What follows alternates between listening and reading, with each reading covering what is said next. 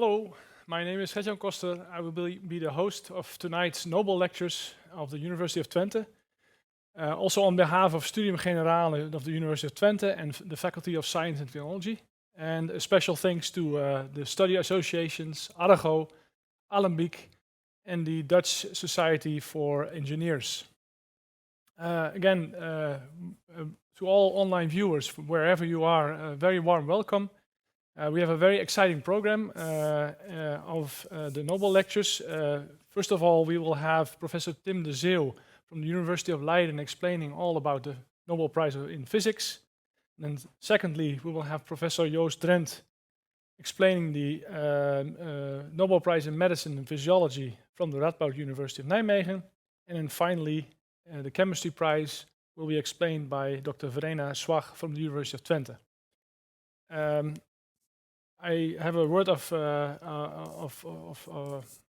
note that I want to make is that there's a live chat available for questions. So if you have a question, please use the live chat, and these questions will be relayed. It would be nice if you can mention your first name in the live chat, and also your if you're a student, you mention your study and the year you're in. Okay, that brings me already to the first speaker.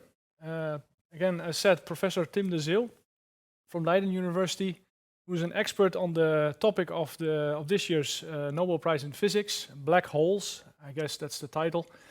Professor de Zeeuw has a long expertise. He graduated from Leiden University and then spent some time at the Institute of Advanced Studies at Princeton, a renowned institute, and Caltech, also very famous, and then became a professor at Leiden University. Professor de Zeeuw, the floor is yours. Thank you very much for having me. Let me try to share my screen. This is always a scary moment. Slides? Yes. Very good. So, this year's Nobel Prize in Physics, given to three persons. Half went to Professor Roger Penrose from Oxford, and the other half was shared between Reinhard Genzel from the Max Planck Institute for Extraterrestrial Physics in Garching, and Professor Andrea Ghez at UCLA in Los Angeles. I'll try to explain a little bit what the prize was given for. So, as already announced, it's for black holes. And a black hole is an object whose gravity is so strong that not even light can escape from it. And you get very strong gravity if you pile an enormous amount of mass in a very, very small volume. And Roger Penrose demonstrated 55 years ago with geometrical methods, avoiding very complicated mathematics, that gravitational collapse in general relativity, theory originated by Albert Einstein, of course, that singularities and something collapsing to a point are simply inevitable. You cannot avoid them. It also showed that we will never be able to see the singularity because it is always shrouded from view by what is called an event horizon, a small region around a black hole from which no light and no information can escape, so we don't see it. That's why it's called a black hole. I will not say very much more about Penrose because the mathematics and the geometry are very complicated. He's an extremely smart man, and it is very nice that he was recognized for this result. I will spend a bit more time on the work by Genzel and Ghez, who brought further observational evidence. It became clear already in the 1960s and 70s that the evolution of normal stars or massive stars, a bit heavier than the sun, can lead to an explosion at the end that leaves either a neutron star or an object that has to be a black hole. And there is no doubt about this.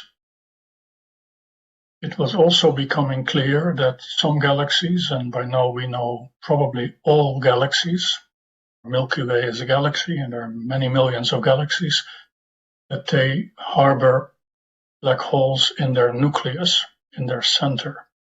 These black holes are called supermassive because The range is the prediction in masses from a few million solar masses, think about it, to a few billion solar masses, American billions, so 10 to the 9. And Genzel and Ghez spent well over 2 decades observational effort in the finest tradition of physics to demonstrate that the object in the center of the Milky Way is indeed a 4 million solar mass black hole. Let's take a look at the center of the galaxy. Here we are flying on my own Starship Enterprise to the middle of the Milky Way. You see a lot of dark areas, which is dust that takes away light from the stars behind it. And in fact, at visual wavelengths, you cannot see the center of the Milky Way, and that's why in the animation here, the wavelength shifts to the near infrared, about 2 microns wavelength. And if you then keep zooming in, then you end up in a very rich star field, which is essentially the center of the Milky Way. You see that the stars are imaged not very accurately because resolution is not good enough. You then study them, and that's what these 2 people have shown. You can see that around the center there is a flickering object. The stars can actually be seen to move, and that is what was the key to the physics experiment. And in particular, one object which I'll get to in a moment. So, the Galactic Center was already determined many decades ago, more than a century ago. It was fairly clear where it is in the constellation Sagittarius. And in the 50s and 60s, when the first radio objects were detected in the night sky, it became clear there was a reasonably strong radio source roughly in the center of the Milky Way. We now know it is exactly in the center of the Milky Way. It's very compact, but there's not much else you can study. As I said, the intervening dust blocks the visual light, and it doesn't do much. It flickers a little bit, as you saw in the video. But in the infrared, you can peer through the dust, and what Reinhard and Andrea did with 2 independent programs, one on telescopes in Chile, and that's Genzel, and Andrea on the Keck telescope in Hawaii. They discovered that the stars, a cluster of faint, massive stars, very close to the center, from which you can actually, or patient, you can see them move. It's detectable motion on the sky. And if you are then able to also take a spectrum of the light of the little star, then you can measure through the Doppler effect the shifts of the spectral lines, and you can measure the velocity in the line of sight.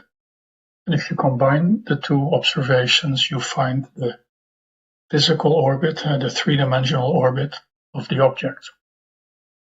And it was fairly quickly clear in the late 1990s and around 2000 that there was one object called S2, which is on an elliptic orbit, highly elliptic, period of 16 years, which is just a small time span in astronomy, and that it went rather close to the nucleus of the galaxy.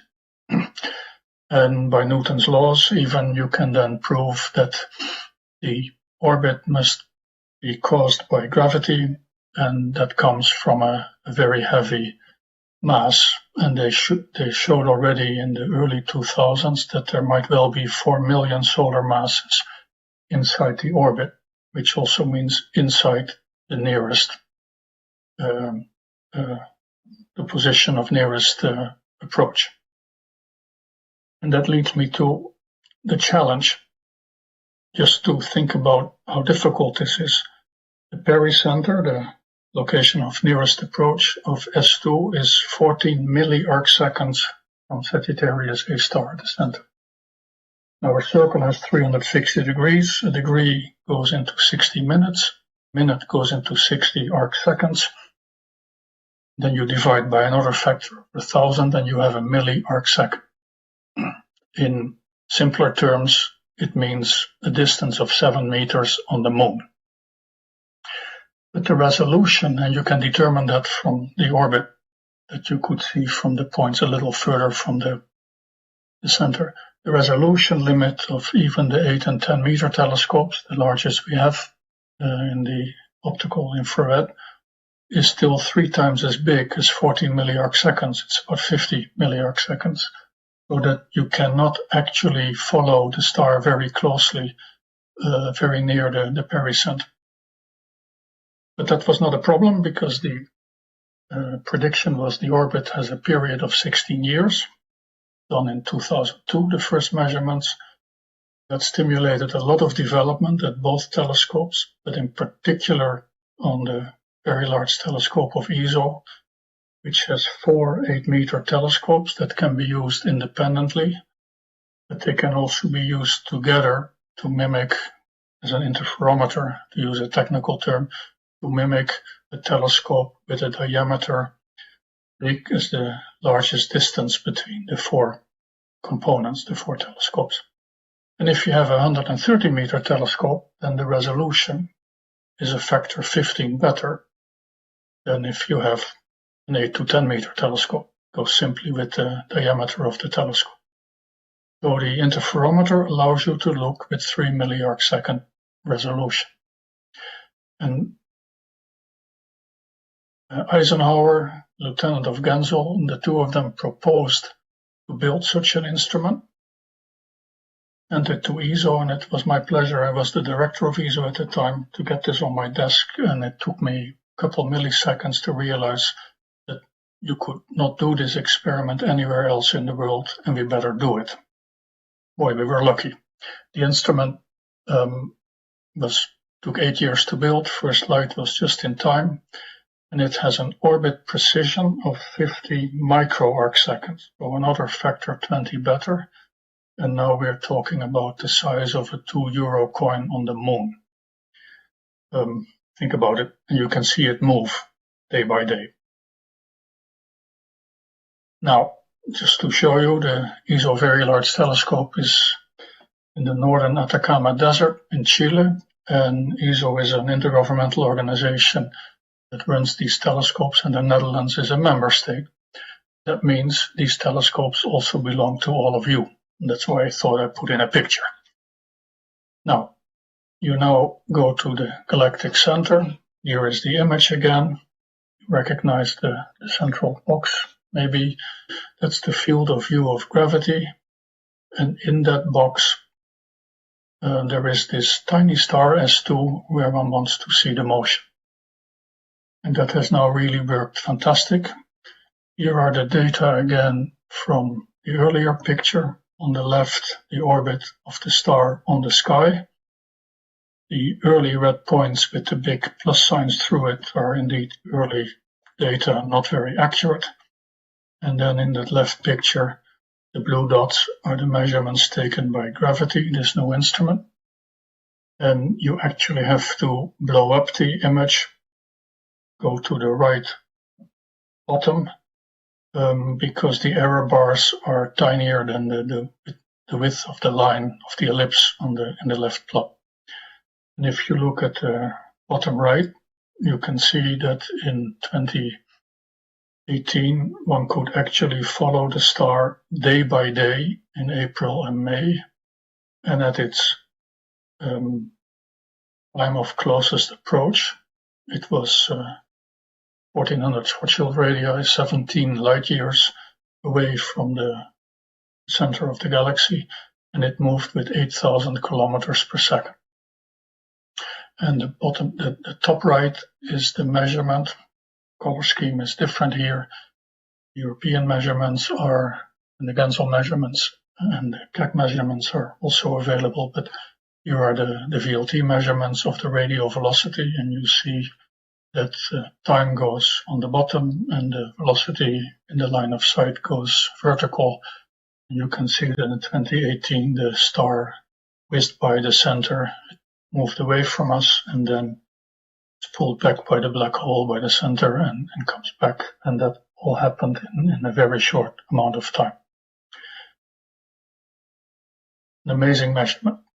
No, you can then measure the enclosed mass to incredible precision. Not that important, but it is certainly 4 million solar masses. And what one can also measure is that, and both teams have done this, that the orbit, it looks like a perfect ellipse, but it isn't quite. It deviates a little in exact agreement with the prediction of general relativity. When the star moves into the potential well, the gravity field of the black hole, it is the photons, the light has to work harder to get out, and that causes a shift in the positions of the line as function of wavelength. That shift is fairly small, well, 200 kilometers per second on 8,000. And in the bottom, in the right bottom, you see the deviation from the Newtonian prediction. And the data points obviously match perfectly prediction from Einstein. What was also measured last year is that the orbit actually precesses very slowly. It takes 1,800 revolutions to go all the way around. So the plot on the left bottom is a little bit exaggerated, but it is again exactly as predicted by general relativity. Very difficult measurement.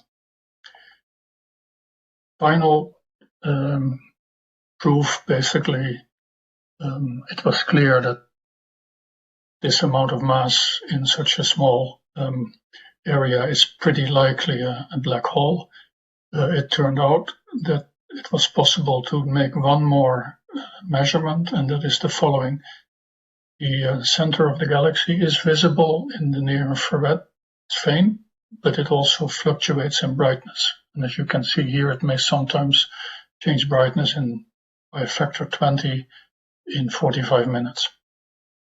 And now that gravity observed this very accurate orbit, you fit the orbit to all the data points, and then you look at the residuals and you ask what is the exact distance to the bright spot that is center of the galaxy.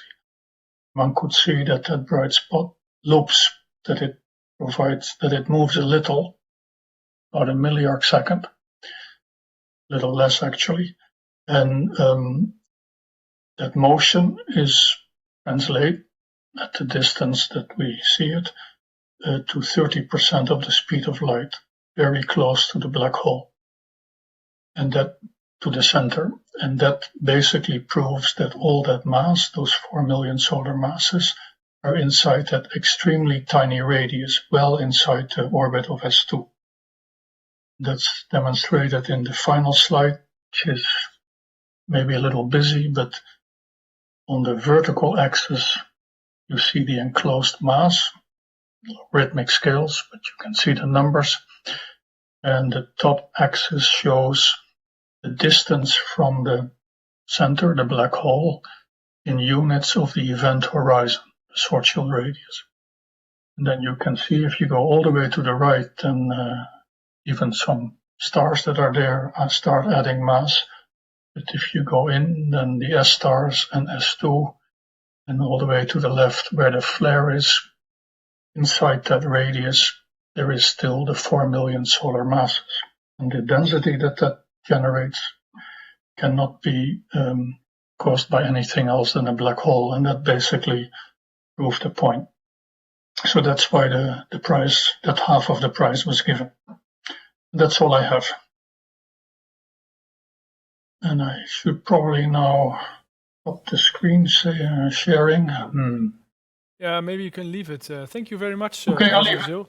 Yeah, but that's fine. Just in case there's any question related to the Yes. slides. Yeah, that's better. Yeah. I'm looking now at the, yeah, there's a question coming. Okay. Oh, a question from Peter. There's no study involved, but did you meet Professor Penrose, and what was he like? This is a different question. I did not have the honor or opportunity to meet Penrose.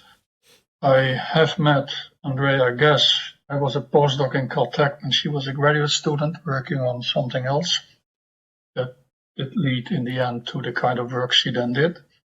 and I am very regularly in Garching and work with the group of Genzel the last few years after I left EASL.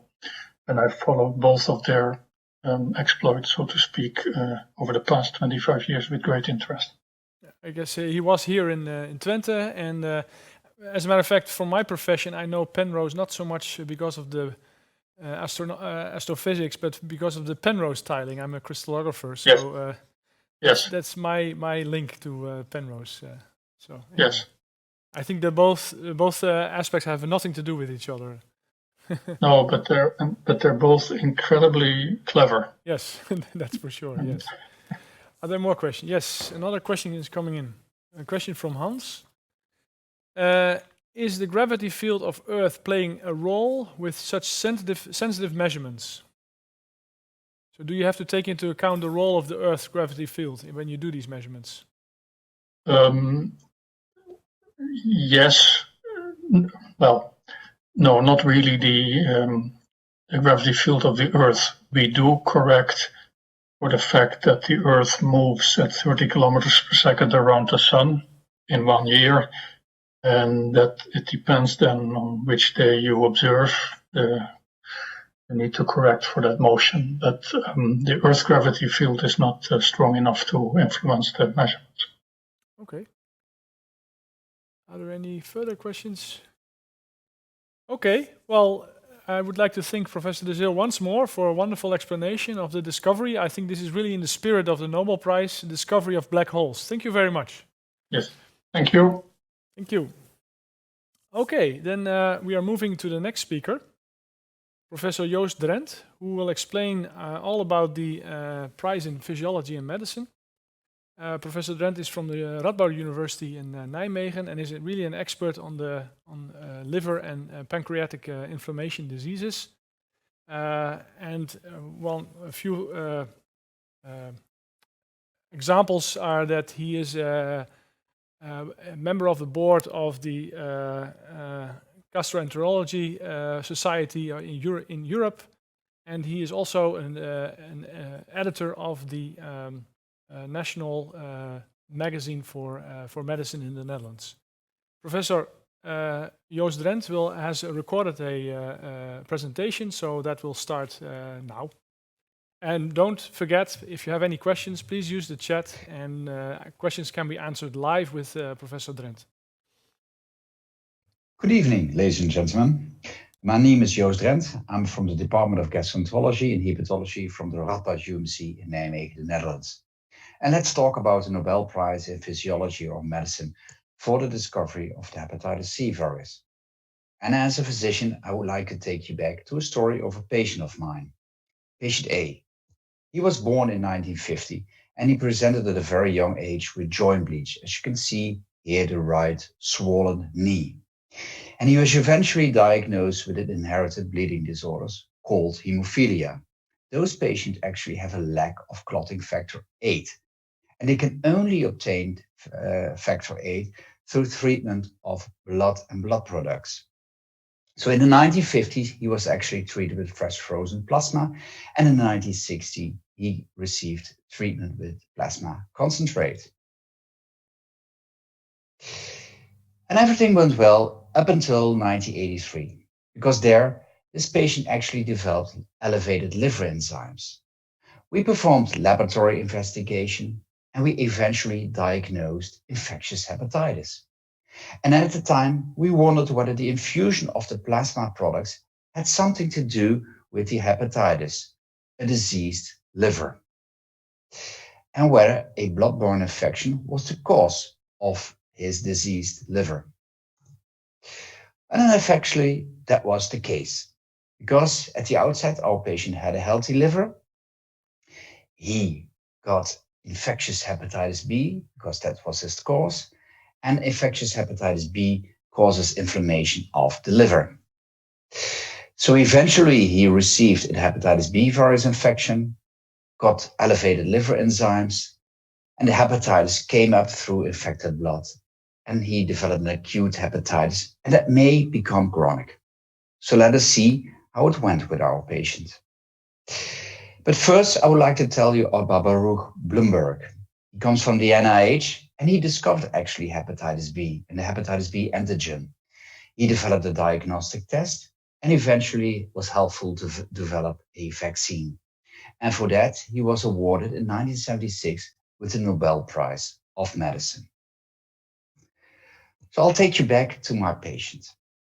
He developed, like I told you, elevated liver enzyme, hepatitis.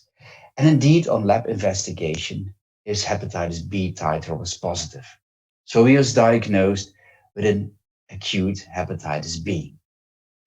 Well, the natural history was kind to him because he developed decreasing liver enzymes and he was eventually cured of hepatitis B. And everything went well up until 1987, because there, again, he developed elevated liver enzymes. We thought, how can this be? Because he's cured of hepatitis B, could there be another infection? So we excluded hepatitis A at that point of time. And still, he had elevated liver enzymes compatible with hepatitis. So at that time, he received a diagnosis of non-A, non-B infectious hepatitis. And is that dangerous, hepatitis? Yes, it is, because patients, once infected with hepatitis non-A, non-B, or hepatitis B, can develop from a healthy liver chronic hepatitis, cirrhosis, and eventually cancer in their liver. And that's bad news because it has a high mortality rate. And for that, since 1997, we have a liver transplant program in the Netherlands. And our patient actually had a brother who had the same disease, also hemophilia and also hepatitis. He actually developed liver cirrhosis and liver cancer. So he needed liver transplantation. He got a liver transplantation, but unfortunately he died several weeks after his transplantation at the age of 47 years. So let's go back a little bit about non-A, non-B hepatitis. This apparently proved to be a post-transfusion hepatitis, like in our patient, and enter Harvey from the National Institute of Health in Bethesda, USA. He knew that blood transfusions caused infectious disease in 160 people per day in the United States alone. And the question at that time was, really, is non-A, non-B transmissible? So he took infected serum from patients, injected that in chimpanzees, and all 5 chimpanzees developed hepatitis. He further researched non-A, non-B, and found that this was a very small particle, that around the particle there was lipid. And also, he found that blood from asymptomatic carriers, who do not have any signs of infection, but they can really cause persistent hepatitis in blood transfusion recipients. But it was enough. Michael Houghton, at the same time, was developing a research line on non-A, non-hepatitis, non-B hepatitis virus, because he really wanted to know how the virus would look like. So he's working at Charpentier company in California at that time. And he really wanted to do this. So he screened millions and millions of genetic sequences in order to map the hepatitis C virus, which would later become. So 7 years after he started his voyage, he discovered the DNA sequence from the non-A, non-B viral genome. And he was also able to develop a diagnostic test. And that was published eventually. And this was a change in the field of infectious hepatitis, because now he had a diagnostic test. You could map the epidemic. And the major conclusions of the first research was that indeed hepatitis C, or non-A, non-B hepatitis, could be transmitted by blood or injections. And that's the fact that there was a diagnostic test allowed us in the Netherlands to have clean blood products. And as you can see, the number of infected blood transfusion really decreased very rapidly in the Netherlands after 1990, which was a great advantage to us. So for this work, Harvey Alter received the Nobel Prize on October 5th, together with Michael Houghton, on the identification of the hepatitis C virus. But with that, the story didn't end.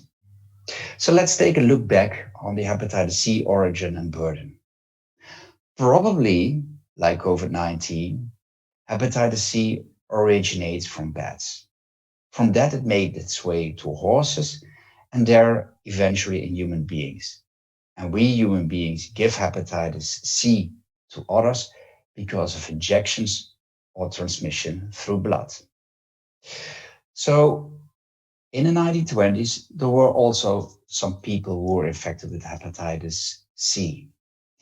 But that epidemic really took on during the World War II, where the epidemic actually expanded and much more patients were infected because they were given blood during the World War because of wounded soldiers.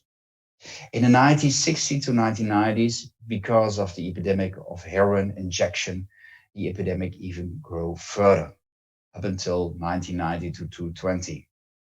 So at this point of time, 170 million people are infected with hepatitis C in the world, which caused 400 deaths per year alone. Did we make advances with respect to treatment? Because it's nice to find hepatitis C, to have a good diagnostic test, but it's treatment where it's all about. And at the same NIH where Harvey Alter was working, other physicians were busy with these patients. And they discovered that these patients actually had a lack in the blood of alpha interferon. And they reasoned, if we supplement that, might that actually benefit our patient? And indeed, that was the case. Patients who were given interferon had lower liver enzymes at that time. So we tried that in our patients. So in 1996, he was given alpha interferon for 6 months. And unfortunately, we did not achieve a cure. Well, in 1999, we retried. We gave ribavirin and amantadine, antiviral agents to it, but again, no cure was given. 10 years later, he was given another formulation of interferon alpha together with ribavirin, and again, he did not achieve a cure. By contrast, he developed very severe skin lesions, as you can see, red and painful skin lesions. So we decided never to use interferon in this patient again. But we were stuck. We did not have any other treatment for our patients. We knew that interferon was available, but it was only effective in 50 to 70% of patients. It was a long treatment, and as I've shown to you, it bring on safety issue. So the question actually at that point of time was how to design new hepatitis C drugs. Enter Charles Rice, because he developed a hepatitis C factory in a dish. We knew at that time that an absence of a cell-based system that could replicate and follow the virus was not there. So he actually went on and forced the virus into human liver cancer cells. And actually, the virus replicated, which allowed us to follow the total virus from the outside into the inside of the cell. So this led to the identification of proteins that helped the hepatitis C virus to enter the cell, which was a great advantage. And for that, he too, with the other two, received a Nobel Prize in Physiology or Medicine for the identification of the hepatitis C virus. It really helped our understanding of the virus and the viral genome. We better understood the life cycle, and this helped us to identify the building blocks that really keep the hepatitis C virus ongoing. And at Pharmasset, another company in the United States, Michael Sofia made a great discovery in 2010, only 10 years ago. And he discovered one of the building blocks of the hepatitis C virus motor, that if you block this, the virus stops replicating. So we have a direct inhibition of the virus. He developed this drug, And indeed, it was approved in 2013, December 6th, by the USA FDA. So it came into the market, and it was a really change of the game. We went along with similar treatments in our patients. So in 2015, we gave our patient a new treatment, which was a direct antiviral regimen where we had access to. And this consisted of sofosbuvir-like treatments, but we unfortunately had to stop it within 1 week because of skin toxicity, as you can see here. Well, in 2015, we had sofosbuvir, and we combined that with another drug, with ledepaspvir. We gave it for 6 weeks. For 12 weeks, we did not have any success. In 2017, we tried again, this time with another combination. 12 weeks, no success. So we were almost despaired. But fortunately, in 2018, a new option became available, glecaprevir and pibrentasvir, and that brought cure to our patients. So we were happy that we cured patient A, but there are many, many more patients like patient A. So that is why we decided in the Netherlands to take the Dutch approach, how to get rid of hepatitis C in the Netherlands. So we favor a detective approach. We go for the lookout in our outpatient clinics for patients who were once diagnosed with hepatitis C virus infection, and we try to sort them out and see who could benefit actually from treatment. And that is a program that's still going on. And eventually, we hope to eliminate hepatitis C from the Netherlands. So to summarize, we have tamed the hepatitis C epidemic. We have seen that hepatitis C got into the population. You saw an expansion of the epidemic during World War II. We realized that this particle could be transfused through blood, which gave a medal, a Nobel Prize. We discovered a diagnostic test for hepatitis C, which gave Michael Houghton the Nobel Prize. Then we were able to put the virus in a replication model, which allowed good studies and the development of new direct antiviral drugs. At this point of time, achieve 100% cure and give us an outlook on elimination of hepatitis C from the population. So in the end, ladies and gentlemen, the Nobel Prize in Physiology or Medicine in 2020 has been awarded to Harvey, Michael Houghton, and Charles M. Rice for the discovery of the hepatitis C virus. And with that, I would like to thank you for the attention. Okay. Well, thank you very much. This is a very clear explanation. Again, a nice example of a true Nobel Prize in the sense that it's a discovery. I think that's really in the spirit of how Alfred Nobel intended the prize. There are questions, so I hope there's now a live connection with Professor Drenth. And first question is, so the question is from Carenza, and the question is non-A, non-B always C, or are there all other unidentified variants? That's a shrewd question, I would say. No, it's indeed, we numbered up. So we had A, we had hepatitis B, and we ended with hepatitis C. And actually, there's a hepatitis delta, and of course, an hepatitis E.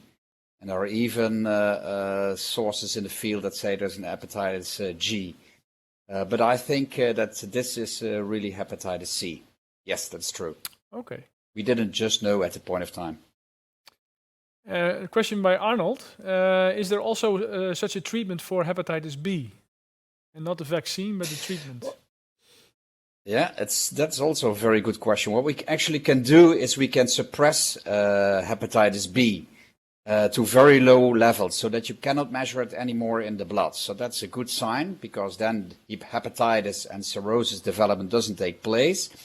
But unfortunately, if you stop the drug, the virus comes back. So it's no cure.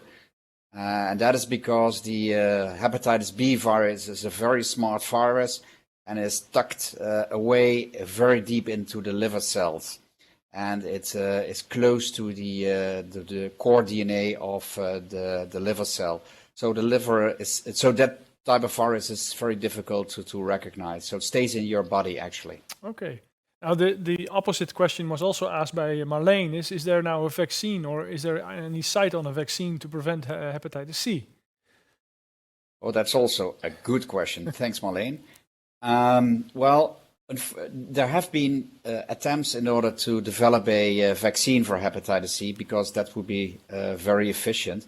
But unfortunately, the hepatitis C virus is a little bit sloppy. So when it replicates, it makes a lot of mistakes in the DNA sequence. And apparently it's very difficult to account for that with a vaccine development, because the epitope keeps on changing every other virus. So that has been, people have tried it, but that has proven to be very difficult. Okay. Thank you. Final question by Carenza again. Why does hepatitis C or any other hepatitis specifically targets the liver? Is there any reason for that? Do we know that? Yeah, that's especially one of the Michael Houghton made that clear, and Charles Rice, that investigation actually. There are epitopes, let's say signals on the liver surface that actually favor entry of the hepatitis virus. So there is a close connection between the virus and the liver cell, because there it actually enters. Okay, and so does it have anything to do with its origin, the bats, or is it also livers of bats are targeted there? I'm not sure there. What we know is that that investigation actually showed that there are short sequences from bat virus that you can actually replicate. And what you actually see that there are very short sequences that are similar or more or less similar to hepatitis C virus. So it actually, the hepatitis C virus developed further also in other hosts, such as the horse and chimpanzees. Okay. And there it became a sort of mature hepatitis C virus. I see. So I guess this puts the current coronavirus a little bit into a perspective. There are other, enemies around that target us, and we can learn a lot, I guess, from all these kind of different viruses and how they are treated, hopefully. So I don't know if there's any true parallels there. I mean, I guess it's a completely different virus that we're dealing with right now, but at least the numbers that you showed, it shows that these hepatitis viruses are really serious and dangerous as well. So, okay, well, realize. Okay, please go ahead. Good. Please go ahead. Final remark. Fine. Realize that these viruses are under us, but not for centuries, and it has been estimated that this virus is only in human beings, let's say, for 100, 120 years, maybe a little bit more. So like also COVID virus, this is something which is coming to us, and we have to deal with it, and we have to find our way in combating it. And I think we will persevere. Excellent. Okay, thank you very much again from Twente, and hopefully we meet live sometime to continue this discussion. Thanks again. Now, here in Twente, Verena Schwach can join me here. She's live in the studio. We're the only ones here in the big room. And Verena is going to explain all about the prize in chemistry. Verena is originally from Germany. She did her bachelor degree in Mannheim, but then moved to Leiden University, where she did the master and PhD.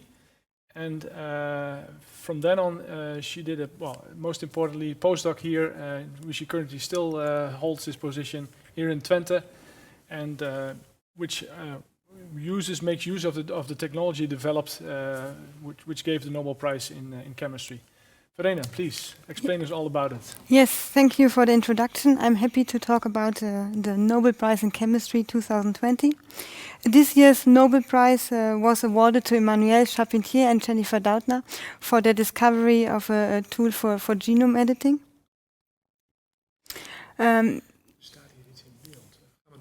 Yeah, DNA is actually the molecule that carries the genetic information in all living cells. It's composed of 4 different nucleotides, a cytosine, a guanine, an adenine, and a thymine. And those nucleotides are connected by sugar phosphate groups. A cytosine usually binds a guanine, and the adenine usually binds to a thymine, and this is actually to make a second complementary strand. Both complementary strands then wind around each other to form the typical double helix structure of DNA. This typical double helix structure was discovered by Rosalind Franklin, Maurice Wilkins, James Watson, and Francis Crick by using X-ray diffraction imaging. With the very famous photograph 51, actually that gave the final clue to show that actually indeed the postulated double helical structure is indeed true, and confirmed this double helical structure. They actually were awarded the Nobel Prize.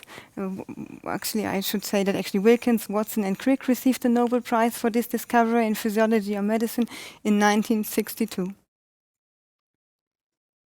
DNA contains the genetic instruction for the development and function of living organisms. In this regard, the major function of the DNA is actually to encode the sequence of amino acids that makes proteins using the genetic code.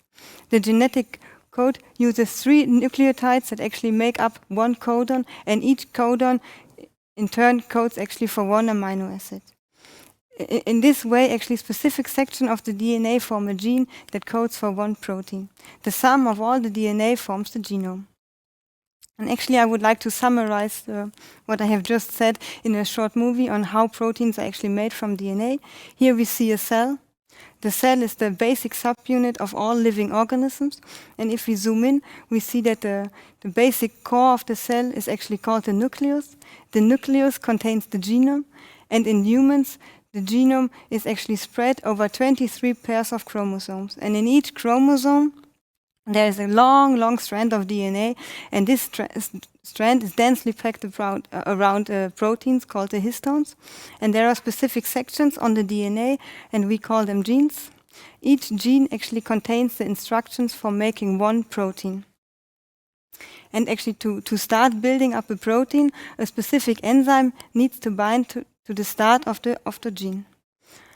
And then this enzyme makes a long single-stranded strand of RNA. This strand is made according to the order of nucleotides in the DNA sequence. And also here, each adenine binds a thymine and each cytosine binds a guanine.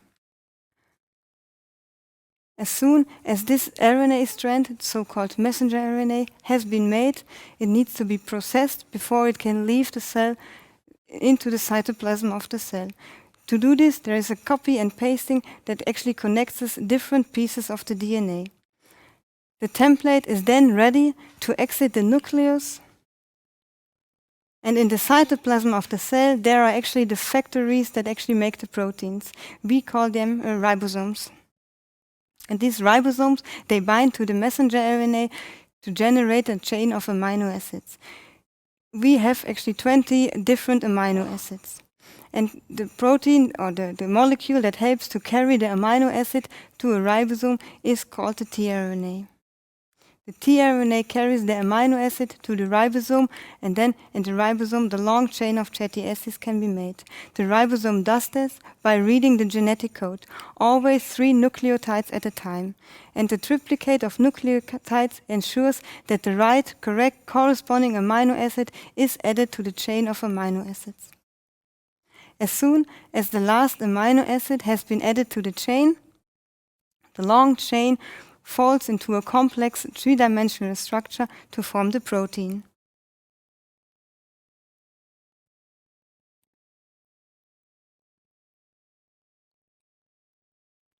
In many years, and several independent research groups have identified a cluster of repeated sequences of DNA in the genome of bacteria. These repeated sequences are called clustered, regularly interspaced short palindromic repeats, a long word, but in short, it's CRISPR. And these CRISPR DNA sequences arise from fragments of DNA from previously invading viruses.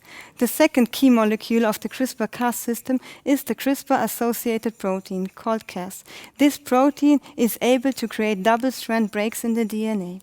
And together, the CRISPR and Cas system forms an early warning system in bacteria to protect against viruses. We can see this here. Upon a viral infection of a bacterium, the virus inserts its viral DNA into the bacterium. The bacterium then uses this viral DNA to insert little fragments into its own genome to make the CRISPR DNA. We can see here a blue piece of DNA coming from the blue virus, a green piece of DNA coming from the green virus, and a yellow piece of viral DNA that is coming from the yellow, previously infecting virus. This CRISPR DNA is then copied into a single strand of CRISPR RNA.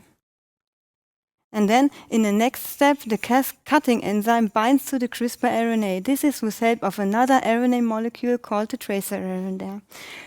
This complex of Cas with the sequences coming from the viral DNA is then cut into little pieces to form genetic, very efficient scissors. And in any future infection from the same viruses, these genetic scissors can bind to the newly inserted virus DNA, cuts it into small pieces, and in this way can stop the viral infection.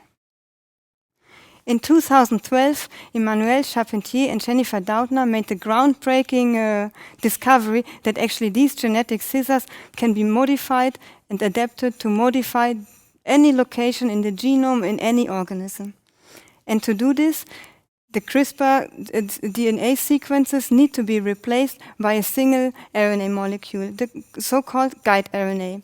This single guide RNA directs the genetic scissor to target the DNA. To then modify the genome, the guide RNA and the Cas protein form a complex that binds to the targeted DNA, where the Cas9 protein can actually induce a double-strand break. Any break in the DNA, of course, is an emergency for the cell, and the cell immediately tries and attempts to repair it. In a very simple way, this just happens by gluing both strands together again. While this actually mechanism is very efficient, it's also error prone, and often nucleotides become deleted or added, and this causes actually a shift in the frame and in the genetic code, and often the gene is disrupted.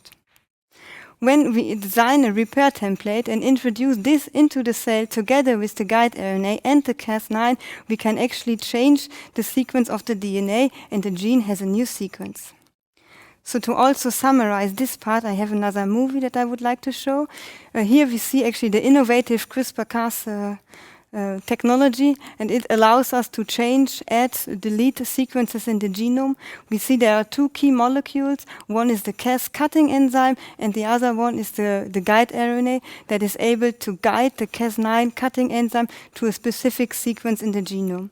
The Cas9 and guide RNA form a complex, and the CRISPR-Cas process begins as soon as this complex recognizes its target sequence. It then binds to the double helix of the DNA and starts unwinding the double helix. As soon as the double helix is able to unwind, the guide RNA can bind to its target sequence, and as soon as a precise bound is built between the guide RNA and the target sequence, the Cas enzyme can induce a double-strand break. The cell again immediately wants to repair this using natural DNA repair mechanisms. In this case, nucleotides can be added or deleted, and the strand will be glued together. This can lead to disruptions of the gene. You can also delete parts of the genome. This is done by using two single guide RNAs. Then actually two double-strand breaks will be generated surrounding the to be deleted sequence. And then again, the strand is glued together. To make a genetic correction or add additional DNA, we use a DNA template. This DNA template actually matches the sequences surrounding the double-strand break, and the cell then can use this template to repair the double-strand break and insert DNA. In this way, a mutation can be modified or additional sequences can be added. For us at the Department of Applied Stem Cell Technologies here at the University of Twente, the CRISPR-Cas technology is of high importance. We actually use CRISPR-Cas to manipulate the genome of human pluripotent stem cells. We then try to study development and disease. In a first example, we actually used CRISPR-Cas to insert sequences for red fluorescent M-cherry into the stem cells, and now we use this cell line to study different cardiac cells. In a very similar approach, we fused fluorescent protein to a contractile protein expressed in cardiac cells, and now with this cell line we can study a cardiac contraction. In another way, we use CRISPR-Cas to engineer human stem cells that have mutations associated with cardiac disease. And from these stem cells, we make cardiomyocytes and we make cardiac tissues to study cardiac function. We can actually see this better in the next slide. Here is an example of a human stem cell line with a mutation in the myosin binding protein C gene. This mutation is associated with approximately 20% of all cardiomyopathy cases here in the Netherlands. Cardiomyopathy is a disease of the heart muscle, where actually the heart muscle is weakened so that the heart's ability to pump the blood around in the body is reduced. Patients with this disease have an additional guanine nucleotide, and that's why the genetic code and the frame of the DNA sequence goes wrong, and they have like a shorter form of the protein. After doing CRISPR-Cas in the human stem cells, we checked for the sequence, and indeed we found that the same guanine nucleotide is duplicated in our mutated stem cells. From the healthy and mutated stem cells, we then make heart tissues. We see here on the left side a healthy heart tissue, and on the right side we see a mutated heart tissue, and we observe a strong reduction in cardiac contraction in the mutated cells. This is not where actually the CRISPR story ends, because the possibility to modify the human genome brings also the promise to bring in new therapies and cure diseases that actually are related to genetic mutations by editing the mutations that cause the disease. Very interestingly, the first CRISPR clinical trial in actually Europe and the United States has enrolled its first patients in February this year. This clinical trial aims to restore and cure blood disorders that actually are related to the oxygen transport in the blood. Here, actually, the bone marrow stem cells are harvested from the patients. Then CRISPR editing is used to restore the oxygen transport in those cells, and then the cells are transplanted back to the patients. But it's not only this. Also, clinical trials have been started to cure blindness, AIDS, cystic fibrosis, muscular dystrophy, Huntington's disease, and even cancer. So in summary, I would say that since 2012, since the discovery of CRISPR-Cas, actually this technology has revolutionized molecular biology by actually bringing in a very easy, very efficient and adaptable technique to modify the genome. However, to use it as a regular clinical application, still a lot of questions need to be solved. Yes, that's actually my presentation. Great. Thank you very much. It's amazing to see what, well, if you see the animation, it seems super complicated, but from your story, the technology has become quite standard in a lot of labs. So that's amazing to see. There are questions. So I guess the first question by Cas, could CRISPR be used to engineer a COVID vaccine? Very. Yeah, so if we actually look at HIV, where actually, or also there was last year actually a story about CRISPR-Cas babies that was in the newspaper all over, where actually CRISPR-Cas was used to edit embryonic cells during development of the baby to actually make them resistant against the HIV infection. If you would target the ACE2 receptor that is actually related to COVID infection, there are possibilities, but it's very complicated because for HIV you can really target the cells that are infected. For leukemia, for example, in cancer treatment, you can actually CRISPR edit T cells and can transplant them back into the patient. So it would be very difficult for COVID to really see which Because you cells. know which cells which are involved. Yeah. Okay, that makes sense. So that's how I would see it. Okay, thank you. Another question by Hans. Can guide RNA be fabricated at will, and how? How complex can these systems be? Yeah, so actually any possible guide RNA can be made. I honestly have to say we use computer algorithms. Those actually calculate the sequence of guide RNA that can be used. The human genome, of course, is very complex, and these algorithms, they also calculate the probability that this guide RNA is not matching any other sequence in the genome. And in a very simple way, we then order them from companies. Companies made them, and it's also easy to actually transfect many different guide RNAs into the cell. So this is also one advantage of CRISPR-Cas compared to other gene editing methods. You can actually transfect many of these guide RNAs into the cells and target many genomic locations at the same time. Okay, thank you very much. Okay, well, that ends our Nobel Lecture series of this year. I think we heard very exciting talks. I think all three are very much, again, I cannot repeat this enough, in the spirit of Nobel, true discoveries, and are in both chemistry and physiology and medicine. The discoveries have been used to develop all kinds of treatments, and of course the black holes are more in the spirit of where are we from and how does the galaxy work. I would like to thank all speakers once more, Professor Tim de Zeeuw from Leiden, Professor Joost Drenth from Radboud University, and Verena here in the studio, Verena Schwach from the University of Twente. Also on behalf again of Studium Generale and of the University of Twente and the Faculty of Science and Technology. And you see now also the team that is responsible for the technical support and the fantastic smooth operation of this live session of the Nobel Lectures. Thank you very much, and to all people at home and wherever you are, hopefully we see you next year. Thank you very much.